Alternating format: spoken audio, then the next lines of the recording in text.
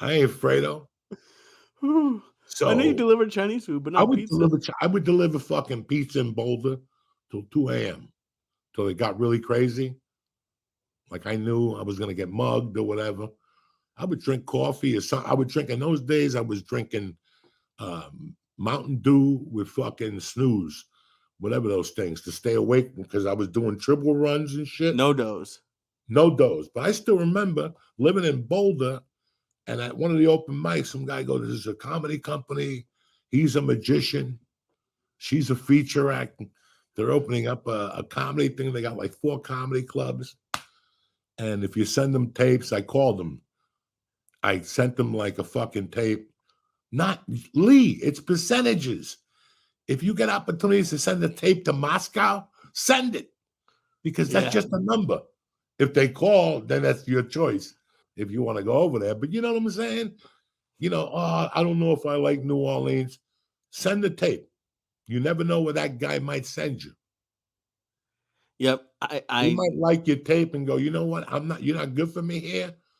But my buddy has a restaurant in New Mexico. You do 2 shows, all you could eat, $50, and you sleep in the back room.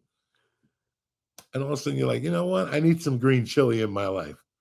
That's my homework this week is I have to send out 10 emails. I can Yeah. find 10 emails.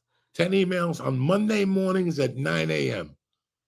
You program them so 9 a.m. they get them. They're going to disregard them. But guess what? You're going to send them the following week at fucking 9 a.m. And so on and so on and so on. And all of a sudden, you're sending 10 emails, 12 emails, 13 emails. The percentages are in your corner. So just keep doing that. Monday, 9 a.m. When I started comedy, National Booking Day was Tuesdays. Really? Yeah. Tuesday was the day you bothered the bookers. They communicate with you from 12 to 4, in that particular city. Like if you wanted to work Cleveland. Dog, I wasn't ready, but I would just call people and torture them. Introduce myself. How are you? Yeah, someday I'm going to be a fucking savage. But right now I got 8 minutes with a bad tooth. You know what I'm saying? I love it. And I'm so as jealous as I can get. I'm so happy for one of our good friends. I spent like an hour with Eric on the phone this weekend because he got passed as a door guy at the Comedy Store. Oh my God, I spoke to him and I was very happy. And I'm going to tell you something, just to be honest on the upside. I told Eric I was going to call her because she likes him. I know she likes him. Jen, I miss him more than, you know what I'm saying? Like there's some people, Jen is tremendous. And I got her number, but I just felt, you know what I'm saying? She works a lot at the store, but it's better to call her on the cell. And I'm sure I got high. I forgot to call Jen. He got this on his own. He got this because I did a show with him as an opener, and she saw him and Yeah, remembered him, and then told him to keep coming back. This is good for him because Eric is not only a comedian with a great future like yourself, but he's a historian. He likes film. He likes stand-up, old stand-up.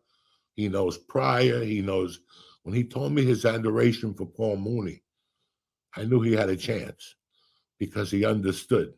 They're both gay men. So he understood Paul Mooney. Let me tell you my Eric Roach story.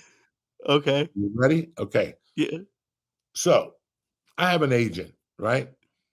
Right. And then I have a friend who's been at this agency since 2003. He was there when I got Spider-Man 2. He was there when I got I don't know what was Taxi. I don't know what it was, but he was definitely there for Spider-Man 2 and many other things I booked with him. He had a boss named Nancy, and I was her client, but she got to be big and she gave me to him. And then I started rocking and rolling. Now Nancy wanted me back, but I love Dave. Yeah, fuck And Nancy. Dave is gay, not very flamboyant, but when you see him, you know he's a gay man. So my second call when I got to New York was to Dave. That's how comfortable I felt at the time, even though I was petrified of COVID and everything that came with it, because I always knew Dave had my back. So I called him. He's like, absolutely. I do theater specifically, but if I see something, I'll submit you. And we booked some great stuff together. I mean, we booked some great stuff together. It didn't fucking buy me a car or nothing, but it was, co-star work on Law and Order, the show with Anne Hathaway, and he's been good. So out of all the fucking people to call me, I see he's calling me from his 818 number in LA because he used to live in LA. Now he lives in Jersey. And he goes, Joey, how are you? Hello. He's like, the strike is back. It's over. Now I can submit you. Oh my God. Blah, blah, blah, blah, blah, blah. What's been happening? We talked about the book. We spoke about, by the way, it's got nominated for a fucking Grammy. Congratulations. Audio. Will it win? Who gives a fuck? We got nominated. 10 years ago, I was getting fucking nominated with a felony. Same. Anyway, so we talked for a few minutes and he goes, Joey, can I talk to you about something? I go, what's up? He goes, your name is on my roster. And a little after the strike, he goes, I didn't even answer the phones, but I kept getting a message from one of our clients. Are you ready? And I go, yeah. He goes, it's the Gay Men's Comedy Theater. And they love for you to come in and do a set. He goes, and I understand you're a comedian. Why do they want you so bad? And I go, long story. The man's name is Eric Rocha. And he goes, who is that? I go, he's a Hollywood gay guy, but he's a hard hitter. My friend used to come off at a bar that had a tent in there. And, people would fuck each other and you have to guess who it is. And he goes, oh my God, I've never even gone there. And then we spoke about Boys Ahoy. And he's like, he was dying. I forgot about Boys Ahoy. He's like, Joey, I would never consider calling Boys Ahoy. So he goes, yeah, they'd like for you to stop by. I'll get some dates for you and you could swing by. But this is the funniest conversation I've ever had. He was telling me, how would they want you there? Anyway, you would go ahead. Go for it. They would love.